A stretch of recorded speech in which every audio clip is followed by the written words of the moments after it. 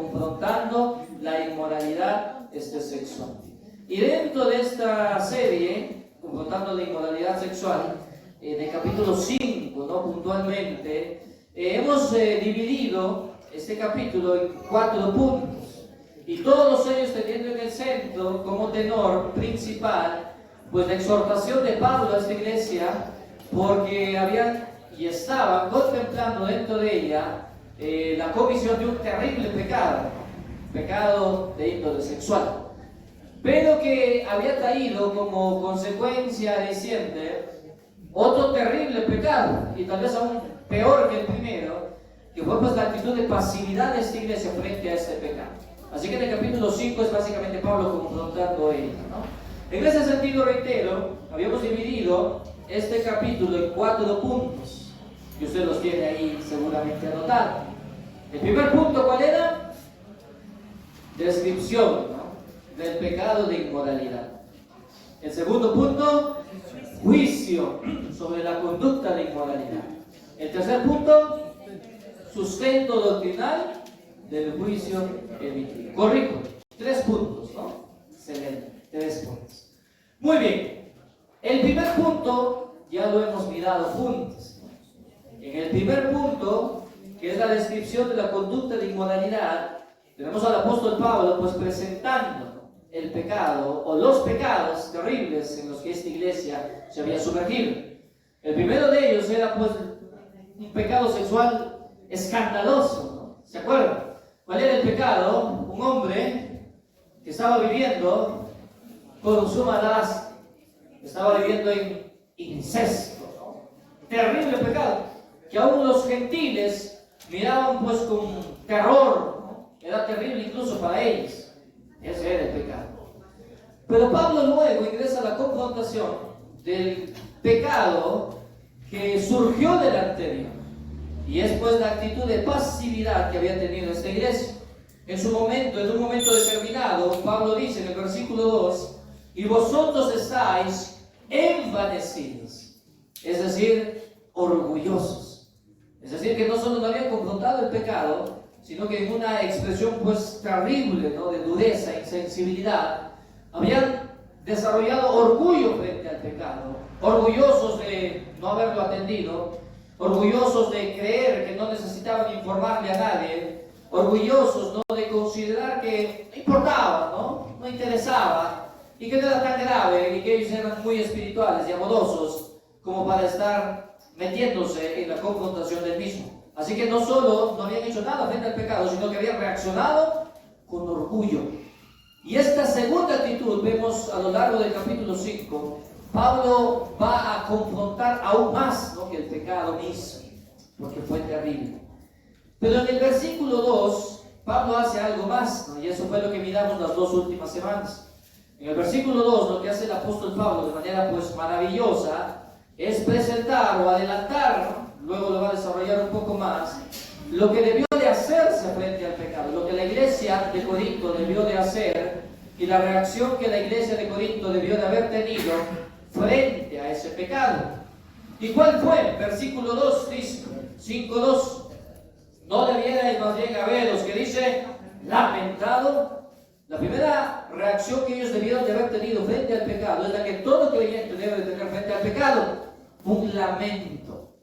Y esa palabra ahí, seguro usted se acuerda, implica un llanto externo, un sufrimiento externo, expresivo, intenso, vehemente y realmente profundo, ¿no? Eso debieron de haberse hecho, haberse dolido, haber llorado por el pecado de este hermano. No lo hicieron.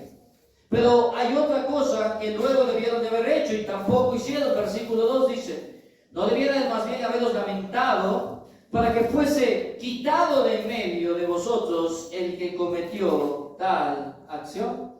Lo segundo que debieron de haber hecho, hermanos, que fue pues haber excomulgado a este hermano, haber aplicado la disciplina más severa que Cristo ha entregado a la iglesia en este propósito de corrección, que es el tomar al hermano y quitarlo de la comunión de la iglesia. No botarlo de la iglesia, no, quitarlo de la comunión de la iglesia, de la participación en la mesa del Señor, del servicio activo delante de la presencia del Padre, quitarlo, sacarlo de ahí.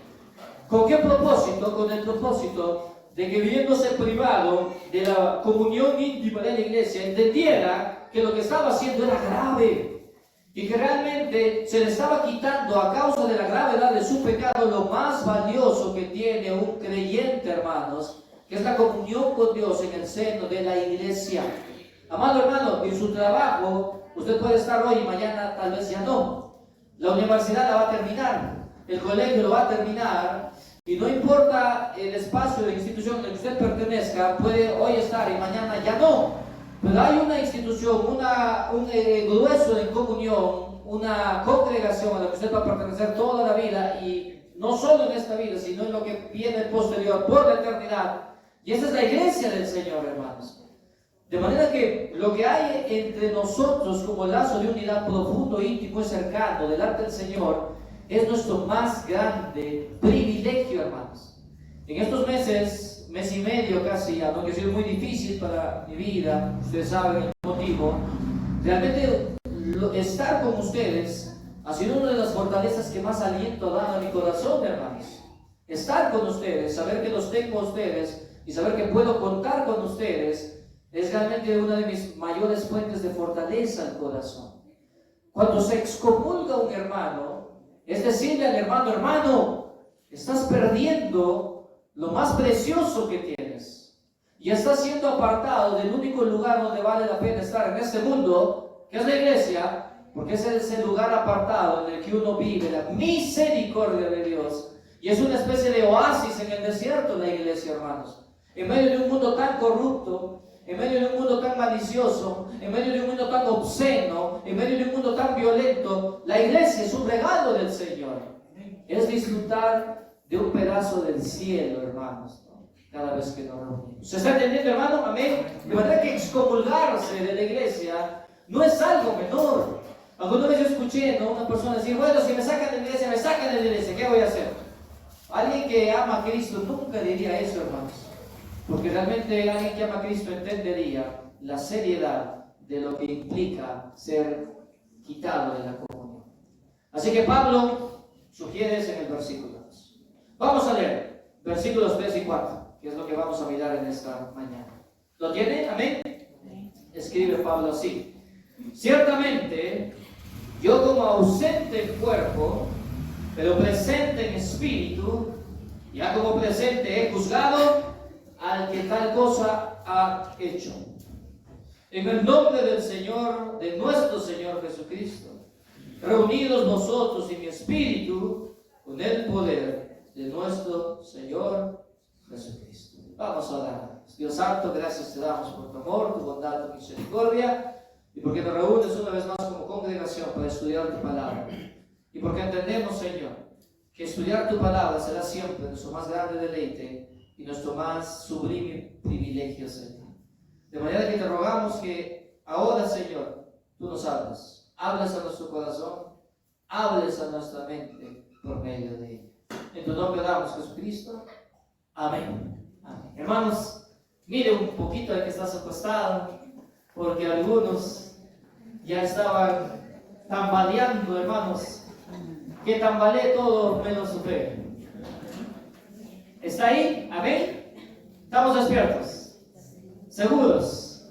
No me mienten, hermanos. Muy bien. Segundo punto.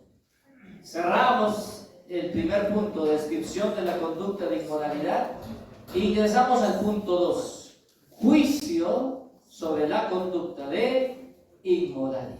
Juicio sobre la conducta de inmoralidad.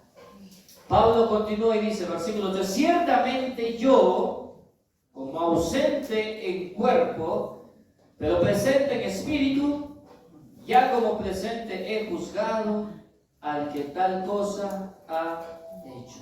Acá de inmediato observamos, hermanos, que Pablo presenta el contraste. Pablo les dice, ustedes debieron de haberse lamentado, no lo hicieron. Debieron de haberlo apartado, no lo hicieron. Ustedes no hicieron nada, ustedes se quedaron pasivos e indiferentes. Mientras que yo no me quedé de brazos cruzados. Ni bien hube tomado conocimiento de la terrible conducta de inmoralidad sexual, yo me puse a actuar. No me quedé inactivo, ¿no? Como ustedes lo hicieron. Ustedes hinchados de su orgullo, mientras que Pablo estaba consternado por el pecado y de inmediato había determinado en su corazón lo que debía de hacerse al respecto. Nota importante, hermanos. Un creyente espiritual siempre advertirá la madurez de su corazón en su tiempo de reacción frente al pecado. Cuanto más maduro es el corazón de un creyente, más inmediata será su reacción frente al pecado. Es como si tu corazón tuviera una sensibilidad especial al pecado. Pablo lo tenía. Así que él de inmediato nos va a mostrar que él no se quedó de brazos cruzados. Comienza el versículo 3 diciendo: ciertamente yo, como ausente en cuerpo. Y ahí uno tiene que detenerse. Porque Pablo con esta frase nos está recordando, ¿qué cosa, hermanos? Que cuando este pecado ocurrió, ¿dónde estaba Pablo? ¿Estaba con ellos? No, él estaba ausente. Él escribe la carta de Corintio desde la ciudad de Éfeso, a regular distancia, ¿no?, de Corinto. Así que Pablo no estaba presente físicamente. Y Pablo quiere dejar en claro eso. ¿Por qué? Porque mucha gente de esta iglesia hubiera tomado eso como ocasión de desmerecimiento a la disciplina o al actuar de Pablo. Pero Pablo, ¿por qué se va a meter, no? Si él ni está aquí. Pero a Pablo, ¿qué le importa esto? Si él está lejos de nosotros, ¿por qué tendría que meter sus narices en medio de este asunto?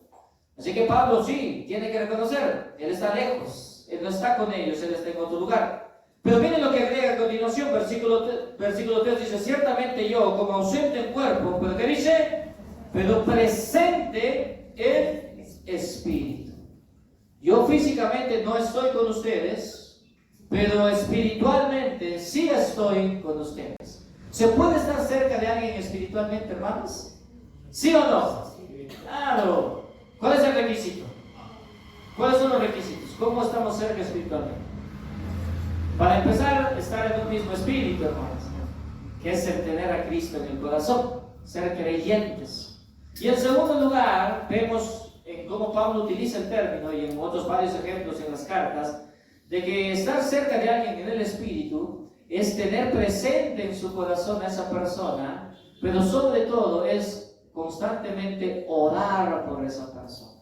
Así usted tiene cercanía con alguien al que no esté cerca físicamente, siempre mantenerlo presente en su mente y corazón, siempre orar por esa persona y obviamente siempre procurar estar en contacto con esa persona. Pablo siempre decía: yo estoy cerca de ustedes en el espíritu, y luego decía: oro por ustedes, y luego quiero visitarlos. En nuestro caso es fácil, hermanos, ¿no? Usted ya no tiene que escribir una carta y esperar que en 4 días llegue y luego en 4 días más se le responda, ¿no? ¿Usted qué hace ahora? Agarra el celular, ¿no? Hermano, estaba pensando en usted, ¿no? Justo ayer me vino al corazón, ¿no?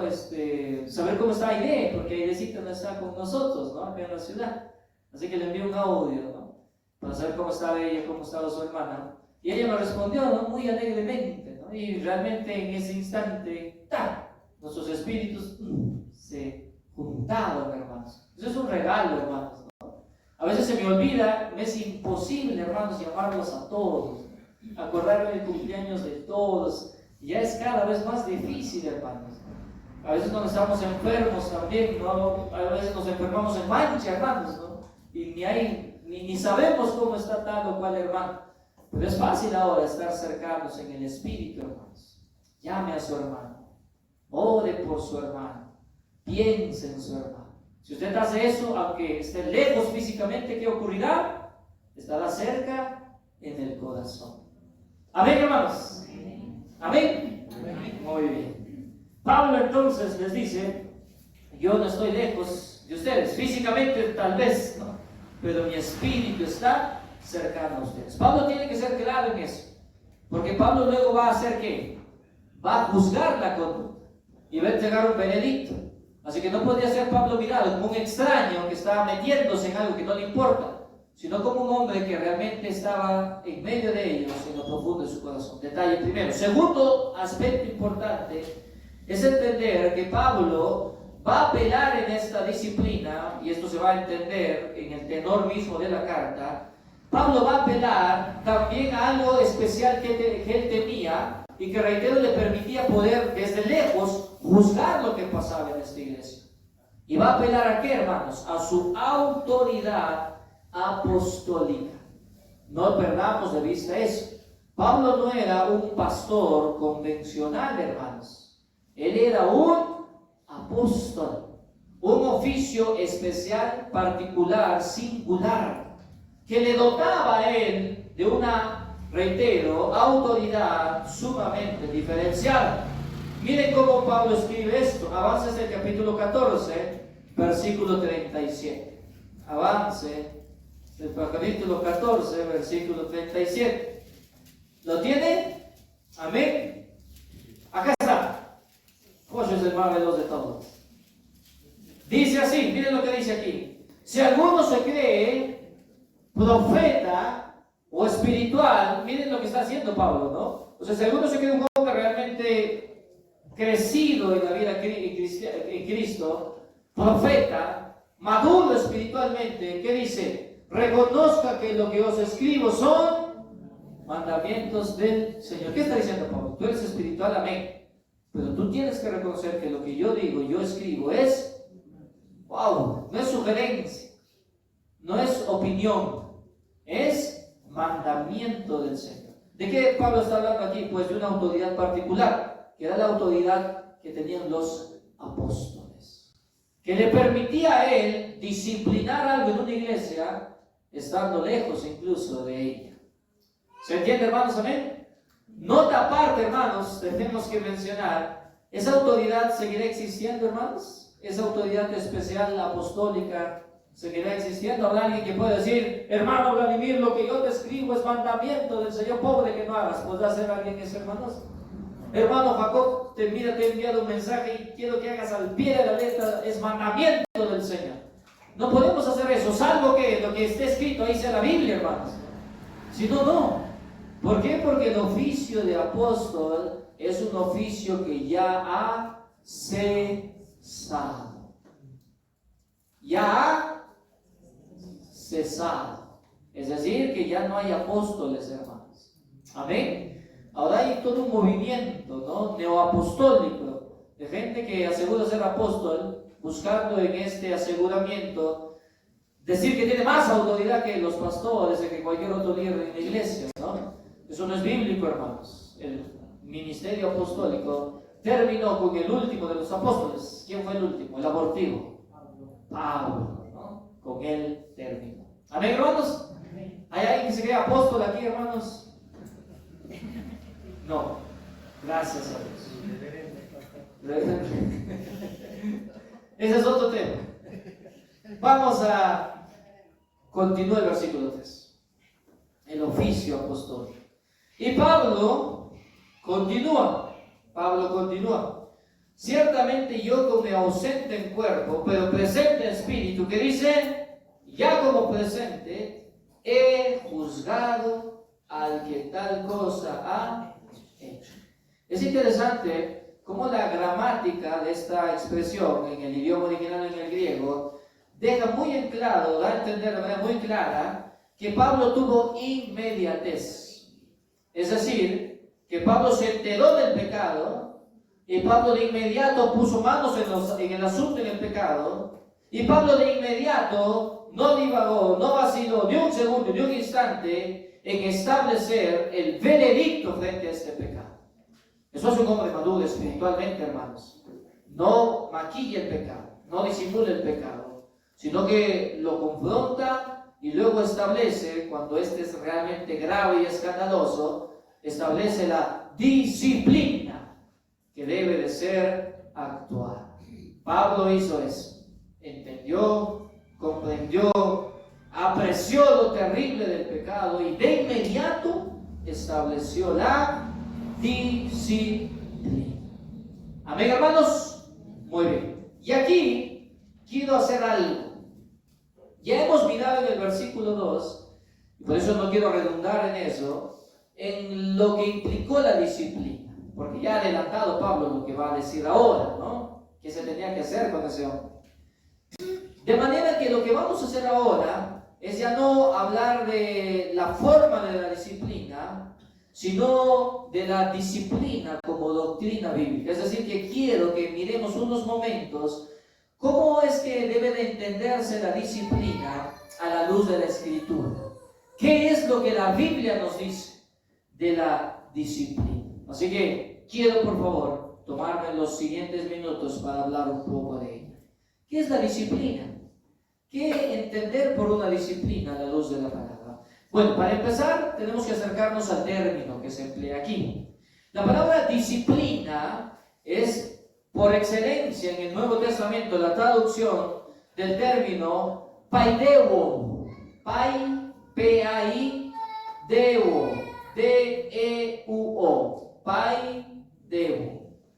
Disciplina. Palabra que está muy relacionada a lo que hace un pedagogo. Alguien que se conoce en la actualidad como un pedagogo. Por cierto, de ahí proviene, ¿no?, esta palabra, de paideuo. ¿Y qué es un pedagogo, hermanos? ¿Quién es un pedagogo? ¿Alguien encargado de qué? Muy bien, de enseñar, pero más que enseñar, de formar, ¿no?, a alguien. Nuestra mente de inmediato piensa sobre todo en un niño. Bueno, esta es la esencia del término paideuo. De manera que la disciplina debe ser entendida, en primer lugar, como ese proceso que tiene dos aspectos esenciales. Y esto, tome nota, hermano, tome nota, porque usted en algún momento va a ejercer disciplina, va a aplicar disciplina. Bueno, la disciplina bíblica, desprendiéndose del sentido del término, siempre va a tener este doble campo de acción. Esas dos ramas de acción. Por un lado, establecer el camino que debe de seguir el corazón del disciplinado. Primero, reitero, establecer el camino. La disciplina tiene ese propósito de establecer el camino que debe de seguir la persona que es sometida a disciplina. Es como si usted tomara, ¿no?, una lámpara o un pico y empecé a hacer un surco por donde quiere que vaya el agua para que riegue el campo. ¿Usted me entiende? Así que usted va haciendo el surco, ¿no? Yo me acuerdo que cuando se hace este término, me corrigen, no sé si es arriar el agua, ¿no? Cuando uno tiene que empezar de una fuente de agua, de un movimiento establecido de agua, llevarlo a otro lado, y uno va con el pico, ¿no? Y uno tiene que ir rápido, ¿no?, porque el agua empieza a avanzar rápido, ¿no? Me pareció siempre interesante hacer. No sé si está bien hacer eso, ¿no? A nosotros hacían hacer algo así. Y llevábamos, ¿no?, aquella vez que nos tocó sembrar choclo, ¿no? Panca. Así que uno hacía el surco y el agua venía y uno tenía que avanzar, ¿no?, con más rapidez.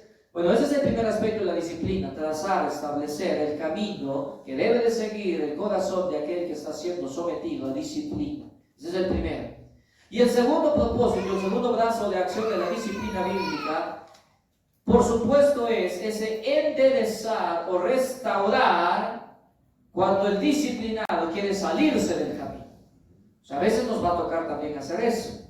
No solo guiarlo en el camino que debe de seguir, sino muchas veces tener que enderezarlo. Muchas veces tener que restaurarlo. Muchas veces tener que corregir. ¿Por qué? Porque a veces va a querer salirse del camino, desviarse del camino, o simplemente dejar de avanzar. Entonces, en esos casos, dejo un momento de trazar surco y comienzo a rectificar, a enderezar. Eso es muy importante, hermanos, porque ese es el propósito de la disciplina bíblica: guiar el corazón y corregir el corazón que está siendo guiado. Establecer el camino y enderezar, ¿no?, cuando quiere salirse del camino. Amén, hermanos. Miren lo que les estoy diciendo, ¿ah? Ese es el propósito de la disciplina bíblica. Paideuo, el término usado, aparece 6 veces a lo largo del Nuevo Testamento. 6 veces. Y las 6 veces aparece con ese sentido, hermanos, con ese sentido de formar el corazón de la persona. Y hay un uso que es el que quisiera mirar, imposible mirar los 6 pasajes, Pero quisiera mirar uno que realmente es precioso. Vaya por favor a 2 de Timoteo, capítulo 3, versículo 16. Recuerden, Pablo acaba de decir, yo me enteré y yo juzgué lo que se hizo. Y yo determiné la disciplina que debía de aplicarse. Pero queda en el aire eso. ¿Y qué entender Pablo por disciplina? ¿Qué es la disciplina, Pablo? ¿Cuál es el propósito de la disciplina, apóstol? Bueno, miren este pasaje precioso. ¿El término cuál es? Paideo. Y aquí aparece paideo. 2 de Timoteo capítulo 3, versículo 16. El apóstol Pablo escribe, toda la escritura es inspirada por Dios y útil para enseñar, para redarguir, para corregir, ¿y qué dice? Para instruir en justicia. La palabra instruir ahí es paideo. Miren, hermanos, instruir, paideo. Note por favor que ahí no es paideo castigar o pagar el mal que se ha hecho. No, porque por lo general cuando pensamos en disciplina, nosotros pensamos en eso. Mi hijo se ha portado terrible, le voy a sonar, le voy a dar disciplina. Cuando en esencia la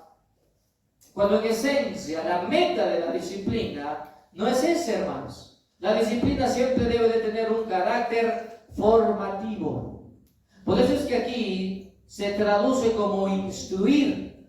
Y cuando uno va al diccionario, encuentra que instruir tiene como su más básico significado en nuestro idioma el acto de adiestrar. Instruir, el acto de adiestrar. Ahora, yo hablo de adiestrar, ¿y usted de qué piensa? ¿A quién se adiestra? Muy bien, a los animales, ¿no? Así que sale este señor que ha adiestrado al león, dice, ¿no? Y sale con su látigo. ¿Y tú qué esperas ver ahí? ¿Que el león haga qué? Oh, interesante, ¿O ves? Que el león empiece a manifestar a través de los actos en el número que está presentando que ha sido entrenado. Piensa usted en esos cachorritos, ¿no? Que alzan la patita y caminan, ¿no? Y pasan por el lado, ¿no? Y se suben uno encima de otro y se echan y ruedan. ¿Han visto, no? Alguna vez ese espectáculo. ¿Qué se ha hecho con ellos? Se los ha adiestrado. La disciplina bíblica tiene ese fin, hermanos. Es en esencia un adiestramiento. Es tomar el corazón del creyente, es tomar el corazón de la persona y adiestrarlo, formarlo. Eso habla de trabajo, hermanos. ¿Ustedes creen que ese señor hizo eso con los perritos en un día, hermanos? ¿Cuánto le tomó? ¿Meses? ¿Años? ¿En algún momento qué quiso hacer? No, ya no doy. No, llevo en otro lado, no. No aguanto ya. ¿Algunos le han mordido los perritos, hermanos? No. ¿Le mordieron? ¿Se enfermaron? ¿No quisieron hacer caso? ¿Se pelearon entre ellos? Claro, hermanos. Pero la disciplina es un proceso de adiestramiento, de instrucción, de formación. No es instantáneo, no es inmediato. Es un proceso. Amén, hermanos. Digan conmigo proceso. ¿Nos gustan los procesos? No. Nos gusta rápido, hermanos, ¿no? Y es usted yendo a la cocina, mamá, ya está el almuerzo. Y mamá recién está pelando la papa. Y luego, mamá, ya está el almuerzo. Y mamá recién está picando la papa, ¿no? Y mamá, ya está el almuerzo y suena el aceite, recién está friéndose. Y ahora sí, mamá, y te metes la papa y te quemas la lengua, ¿no? Porque faltan, ¿no? No nos gustan los procesos, hermanos. Nos gusta que sea inmediato, ¿no? Y nos gusta eso muchas veces en las personas a quienes formamos en disciplina. Y no es así, hermanos. No es así. Mi hijita ya está poniéndose brava, ¿no? ¿Cuántos de sus hijos ya se están poniendo bravos? Levante su mano, hermano. Y los demás sus hijos son santos, gloria al Señor. Hay que mandarlo al seminario, hermanos, de sus hijos. ¿De cuánto sus hijos se están poniendo bravos, hermanos? Que eran lindos de bebito y lo cargaban, hacían luli por acá y ya están bravos. ¿Y qué hacemos, hermanos, frente a eso? Entender que los vamos a tener que disciplinar. Pero que esa disciplina tiene que tener un propósito de formación. Y que ese propósito de formación de sus corazones nos va a tomar tiempo, hermanos. Nos va a tomar tiempo. ¡Ay, ya no sé qué hacer con esta criatura! Nadie sabe qué hacer, hermanos. El único que sabe qué hacer es Cristo. Y nos lo ha dicho que tenemos que hacer. Pero muchas veces creemos que son procesos inmediatos y no es así. Es formarlos, es adiestrarlos. ¿Cuánto necesitamos entender eso, los que somos padres y los que estamos liderando de alguna otra forma corazones, hermanos? No todos los cachorritos son iguales, no todas las ovejas son iguales. Algunas responden rápido, otras no. Algunas son tiernas, otras te cabecean, hermano. Eso es parte de. ¿Y tú qué haces? Hay que cabecear, lo voto, pues, ves que cabecea mucho. Trasquílelo. Hay que hacer pachamanca y carnero. No hacemos eso, hermanos, ¿no? ¿Qué hizo el Señor con el rebelde que se alejaba y se iba en la parábola? Fue a buscarla. Por una dejó a 99, ¿no? A veces olvidamos eso, hermanos. No es así. No todos los hijos son iguales. No son iguales, hermanos. No todos los jóvenes son iguales. No todas las hermanas, oye, hermanas, todas son una joya, ustedes diferentes. No son iguales, hermanas. Y los hombres, ni qué hablar, hermano. No somos iguales. Y alguien que está guiando, alguien que está formando, tiene que entender eso. Amén. Amén, hermanos. Porque si no, yo tendría que agarrarme a cabezazos, hermano, con varios de ustedes. Y no es así. No se forma así. Conmigo han tenido mucha paciencia. Yo no me imagino las veces que algún pastor, ¿no?, haya dicho en su corazón: uy, este muchacho sí, no sé qué hacer con Harry. No sé cuántas veces habrán dicho eso en su corazón. Pero miren, hermanos, ¿no?, algunos de ellos tuvieron mucha paciencia. Amén. Muy bien, avancemos. 2 pilas, por favor. Un par de pilas, chicos, consíganse. Los de sonido. Otro detalle importante de este pasaje, seguimos todavía aquí, por eso es que quería quedarme un momento aquí, según el Timoteo, capítulo 3, versículo 16. Otro detalle importante es que aquí Pablo nos muestra cuál debe ser la meta de la disciplina. Sí, formarlo, amén. Pero cuál es la meta objetiva, cercana. O sea, ¿cómo yo saber si realmente está siendo formado correctamente el corazón de mi hijo? Y aquí Pablo lo responde. Miren lo que dice él: instruir ¿en qué? ¿Instruir en qué? En justicia. Eso es importante. Porque Pablo nos está mostrando que la meta de la disciplina nunca debe de ser conformar el corazón del niño, conformar el corazón del hermano, conformar el corazón del joven a mi opinión o a mi parecer, moldearlo a lo que a mí me gusta, moldearlo a lo que a mí me parece. No, la meta de la disciplina siempre será que su vida se acerque a ser una vida de justicia. La meta debe de ser siempre que se amolde el corazón de ese joven, de ese niño, de ese hermano, a la justicia. ¿A la justicia de quién, hermanos? A la justicia de aquel que es el único ser en el universo que puede decir de sí mismo: yo soy justo. Y ese es Dios.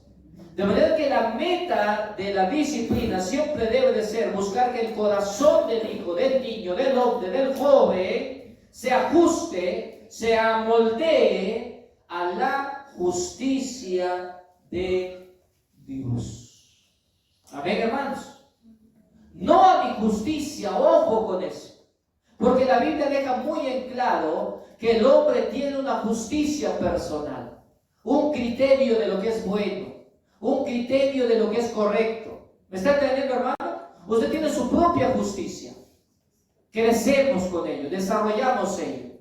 Y cuando uno va creciendo, cree que ese es el estándar para nuestros hijos. Así que si mi hijo es esto, Oiga aquí, esa no es una correcta disciplina.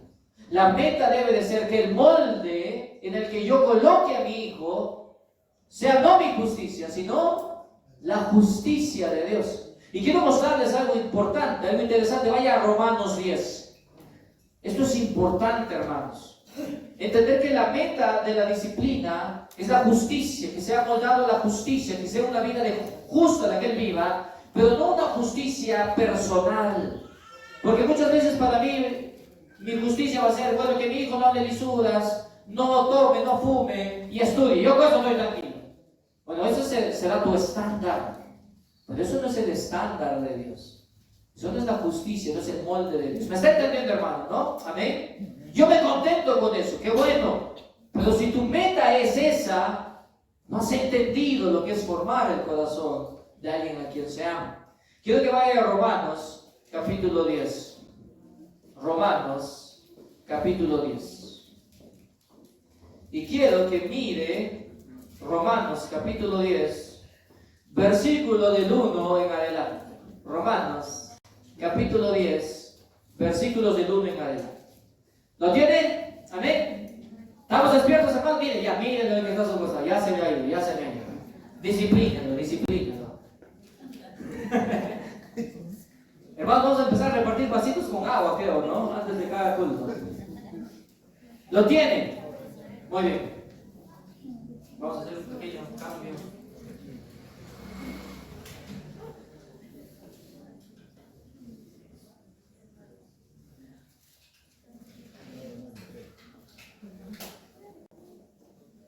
Muy bien. Gracias, Josué Verón. Sí. No hay nada en ese quito. Está muerto totalmente. Ajá. Pues le puedes tomar, ¿no? ¿Cómo? Ahí está. Muy bien. Gracias, hijo. Romanos 10, del 1 en adelante. Dice así: hermanos, ciertamente el anhelo de mi corazón y mi oración a Dios por Israel es para salvación. Porque yo les doy testimonio de que tienen celo de Dios, pero no conforme a ciencia. Porque ignorando la justicia de Dios y procurando establecer la suya propia, no se han sujetado a la justicia de Dios. Qué tremendo pasaje, hermanos. Pablo está diciendo aquí que en Israel había un celo por Dios. Celo ahí entendido como un temor, como una actitud de reconocimiento de su existencia, de su presencia, de su deidad, de su poder. ¿Se entiende, no? Israel tenía celo de Dios. No era un pueblo pagano que no creía en Dios y no le interesaba a Dios, no. A ellos les interesaba a Dios, tenían un temor de Dios y había en su corazón cierta reverencia hacia Dios. Amén. Pero ¿era suficiente esto? ¿Era un celo con propósito verdadero? No. ¿Por qué? Porque ellos tenían celo de Dios, pero tenían celo de Dios y buscaban agradar a Dios y buscaban estar cercano a Dios en su propia justicia. Eso dice ahí. Ellos han ignorado la justicia de Dios, procurando establecer su propia justicia, su propia opinión, su propio concepto, su propia percepción. ¿Esto servirá, hermanos? No. Porque mire otra vez el versículo 1. ¿Qué dice el versículo 1? Versículo 1 dice: hermanos, ciertamente el anhelo de mi corazón y mi oración a Dios por Israel es para ¿qué? ¿Qué quiere decir eso? Que ellos, si morían, ¿a dónde se iban? ¿Estaban siendo salvos? ¿Eran salvos ellos? No. Tenían una propia justicia. Tenían celo por Dios. Pero se iban al infierno, hermanos. ¿Por qué? Porque era una justicia humana. Porque ellos formaban a sus hijos en una justicia humana. Tenían temor, tenían celo, decían amén, decían shalom cada rato, pero se iban a ir al infierno, hermanos.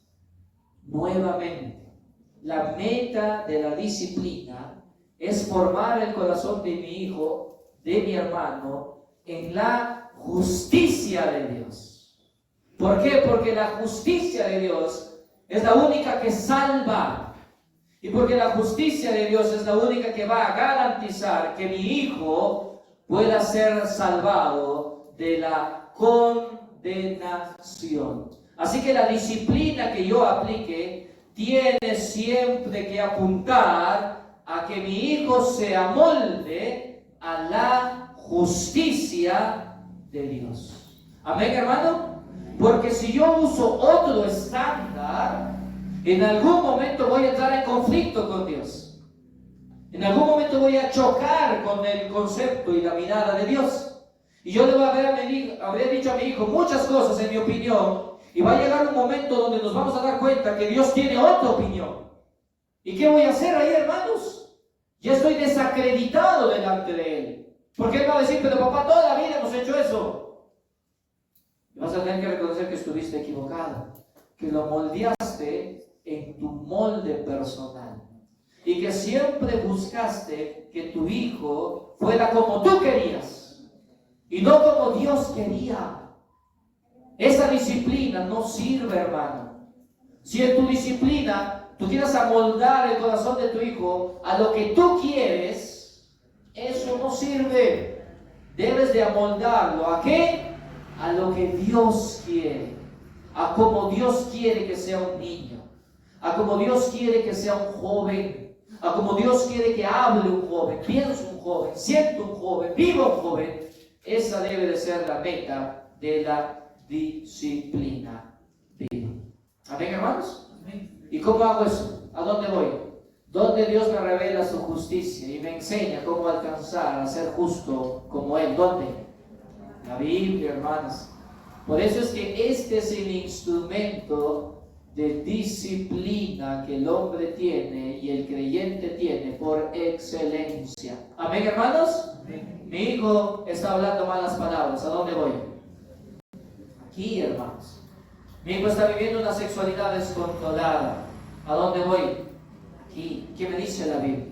¿Cómo corrijo eso? ¿Qué coloco en su corazón? ¿Qué molde o ideal coloco delante de sus ojos? De manera que, reitero, hermanos, una vez más, la disciplina debe de tener siempre ese propósito de formación y esa meta de obediencia. Y obediencia no a lo que yo digo, sino a lo que Dios dice. Obediencia no a lo que yo pienso, sino a lo que Dios piensa. Obediencia no a lo que a mí me gusta, sino a lo que a Dios le gusta, hermanos. ¿Qué le gusta a Él? Eso debo de poner en el corazón de mi hijo. ¿Qué es lo que Él siente delante de su Señor? Jesucristo dijo, ahí en Mateo 5:48, sed pues vosotros perfectos, como vuestro Padre que está en los cielos es perfecto. Ese es el ideal de Cristo, hermano.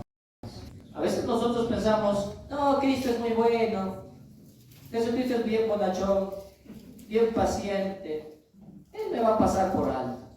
El ideal de Cristo, ¿cuál es, hermanos? Perfección. Perfección. El Cristo nunca esperará algo menos de nosotros.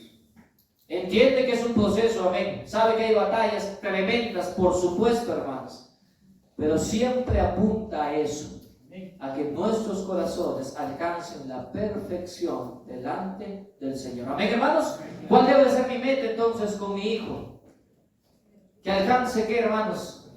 La perfección en Cristo. No depende de mí que la logre, por si acaso.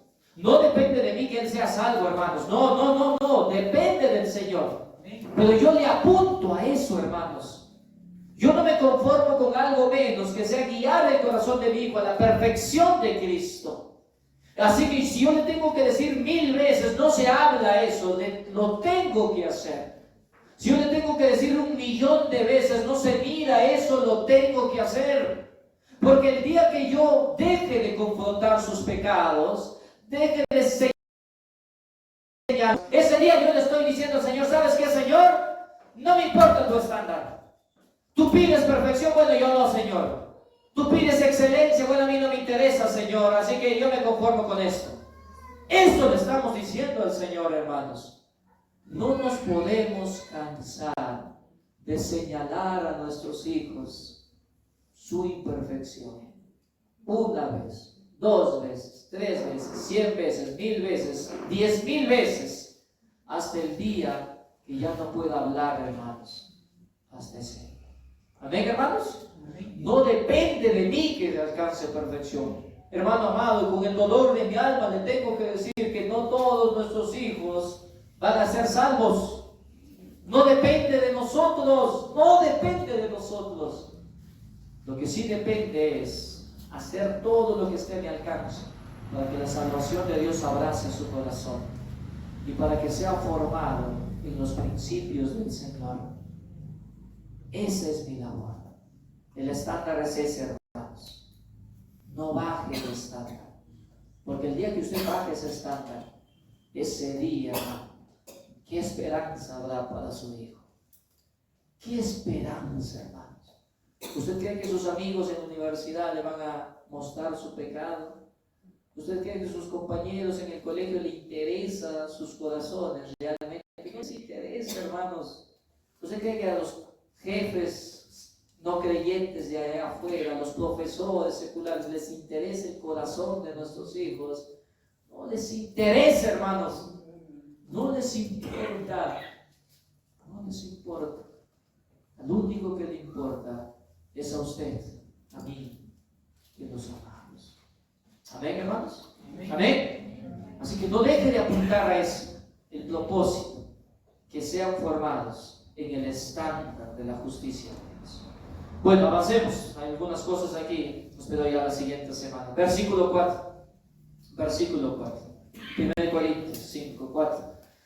Y Pablo agrega algo que es realmente importante, hermanos. Versículo 4 dice: en el nombre de nuestro Señor Jesucristo, reunidos vosotros y mi espíritu con el poder de nuestro Señor Jesucristo. Pablo está dando a entender aquí que la disciplina que él ha establecido para este hombre, que era pública, ¿se acuerda? Era pública, absolutamente pública ya. Debía de ser ejercida de una forma muy particular. Aquí Pablo da a entender que lo que él quería que se haga era que la iglesia se reuniera. Ahí hay un ejemplo de cómo se hace esta disciplina severa. Que la iglesia se reuniera, que ellos se juntaran, que realmente apartaran un espacio solemne y se reunieran con ese único propósito de llevar a esta disciplina. Pero lo que Pablo presenta aquí realmente es maravilloso, hermanos. Es que Pablo no pasa de inmediato a la disciplina. Miren eso. Pablo no dice: yo estoy lejos, sí, pero mi corazón está cerca. Yo soy apóstol, yo tengo autoridad, yo me he enterado, yo he decidido hacer algo, tomar disciplina. Y la disciplina es, no haces, sino que antes de introducir la disciplina, Pablo coloca la que debe de ser entendida como la principal cláusula, y tome nota de esto. Pablo presenta aquí el aspecto más importante de una disciplina cuando es entregada. Repito, Pablo presenta aquí el aspecto troncal.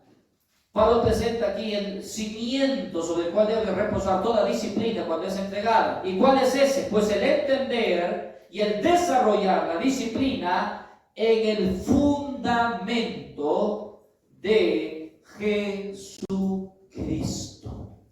Cuando usted ejerce disciplina, usted debe de colocar a Jesucristo en el medio. Qué importante eso, hermanos.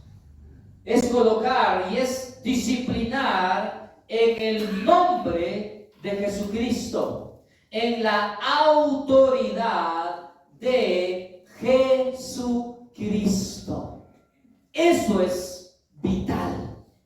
Ahora, ya lo vimos en el Evangelio de Juan, que cuando se hace algo en el nombre de Jesucristo, no solo repetir la palabra en el nombre de Jesús y que eso es algo mágico, no, sino que para el judío la identificación en el nombre de alguien era pues la asimilación y la colocación de ese alguien en medio del espacio, en la situación, en su presencia solemne. Era como decir: mira, voy a hablarte en el nombre de David. Así que yo lo que hago es tomar la figura de David y transmitir a ti su persona, su pensamiento, su perspectiva, su corazón. Eso es hacer algo en el nombre de. De manera que cuando Pablo dice aquí que una disciplina debe de ser realizada en el nombre de Jesucristo, lo que nos está diciendo es que toda disciplina debe de tener en el centro la persona de Jesucristo, la revelación de Jesucristo.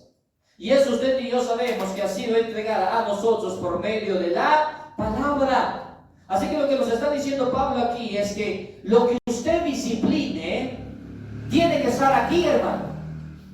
Que nada de lo que usted ejerza en disciplina debe de estar ajeno a lo que la palabra del Señor señala. Si usted va a disciplinar a su hijo y decirle, yo nunca he hecho eso, ¿cómo tú toda la vida haces eso? Si nunca he hecho eso, eso no sirve, hermanos. Tiene que llevar esto a su corazón. Y tiene que hacerle entender a su hijo que más que usted siendo ofendido, es el Señor el que está siendo ofendido. Que más que usted el que está siendo blasfemado, insultado, avergonzado, es el Señor el que está recibiendo esa afrenta por tu conducta.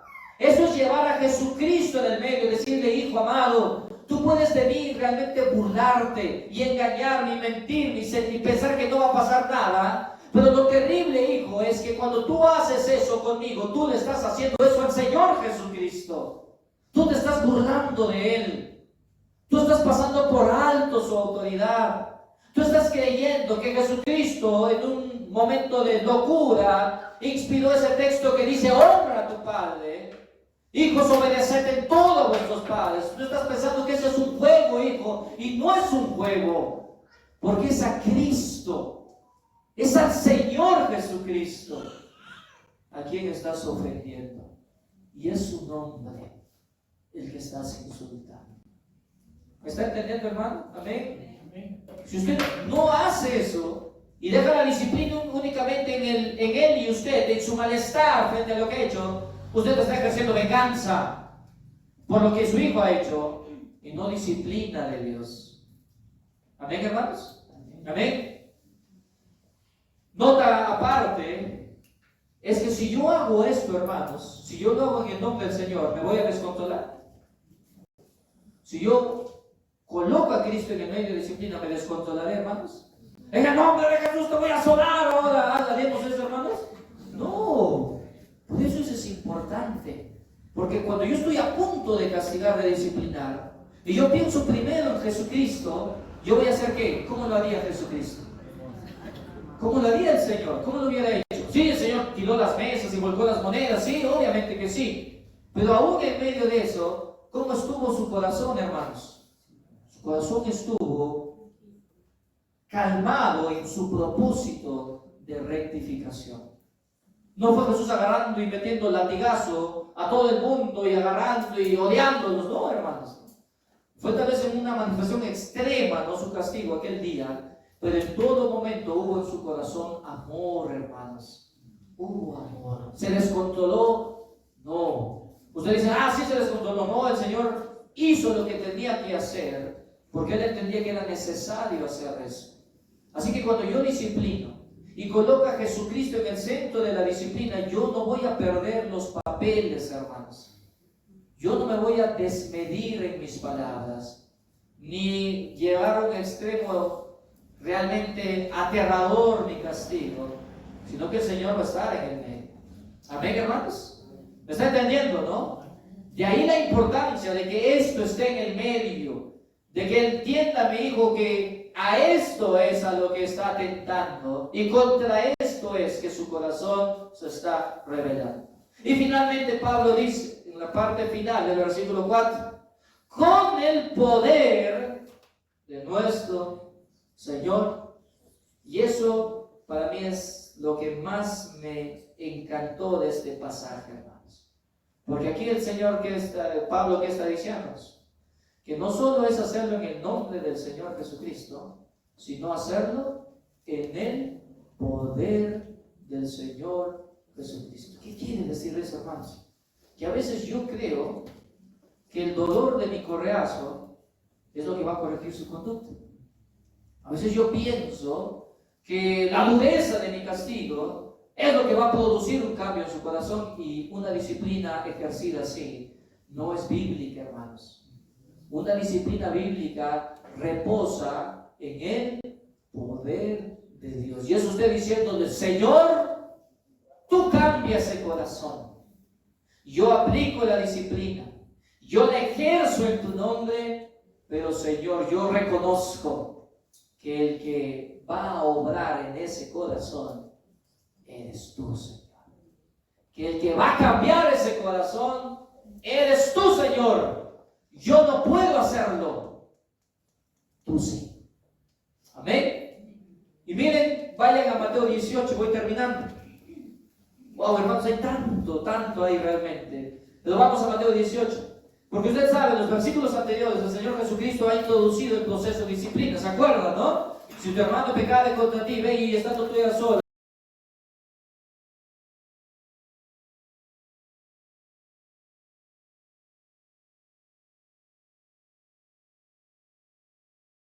La iglesia, y si aún no llega a la iglesia, tenlo por gentil y publicano, excomulgado.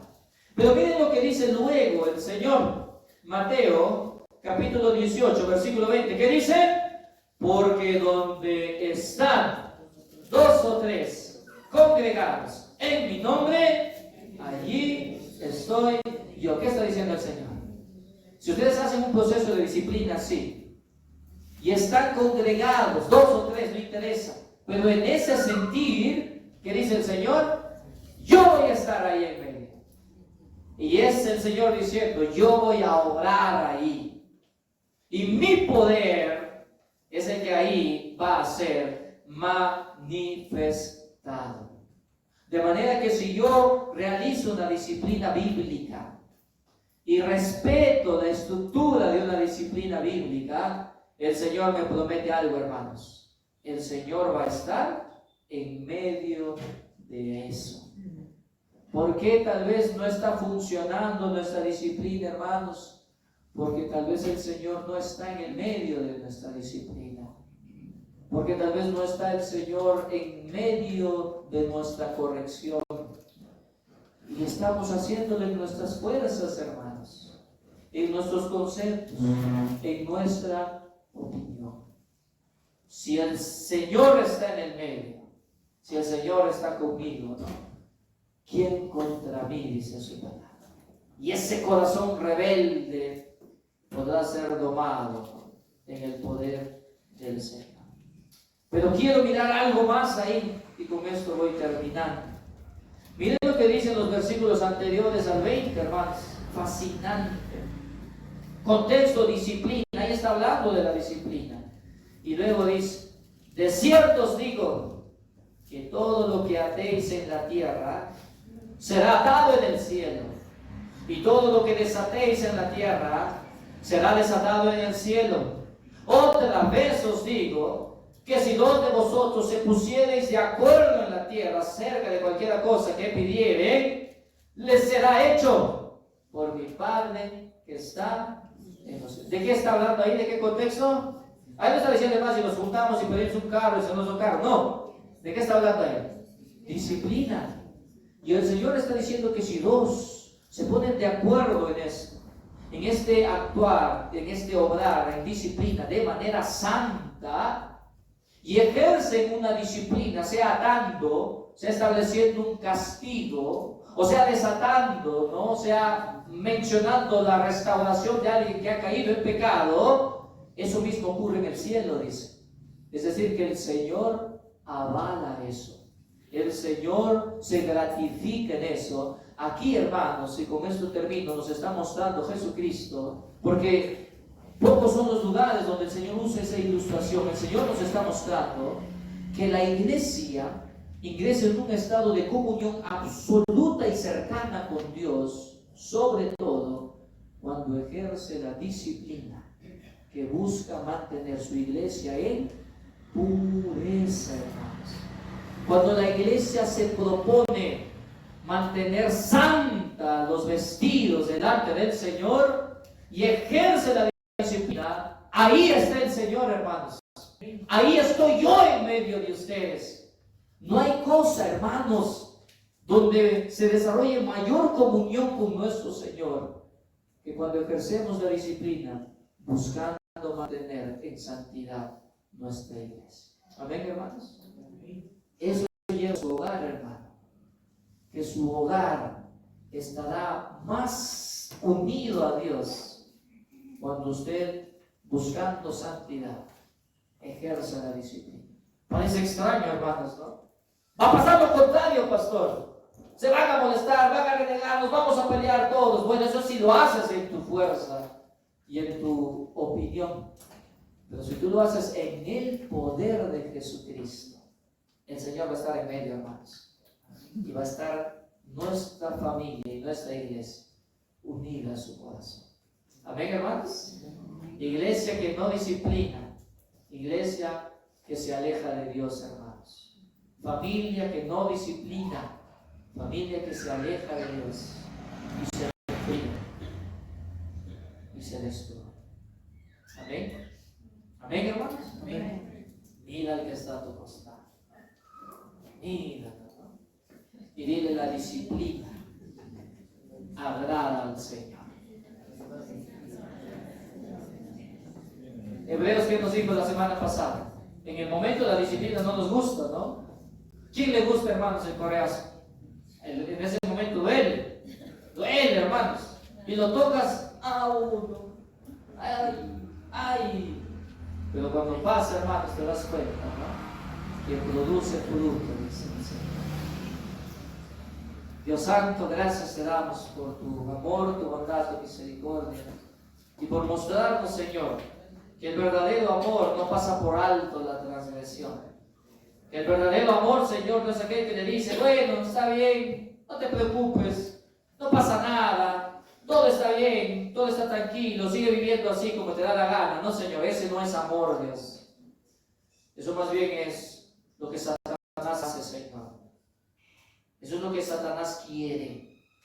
Que dejemos de llorar nuestro pecado, que dejemos de sufrir nuestro pecado. Tú no, Señor. Un verdadero creyente no pasa por alto la transgresión, sino que, al igual que Pablo, entiende, Señor, que la disciplina es necesaria, que la corrección es útil y que tiene que ser hecha en tu nombre y en tu poder, Señor. Porque al final, el único que puede cambiar eres tú, Señor.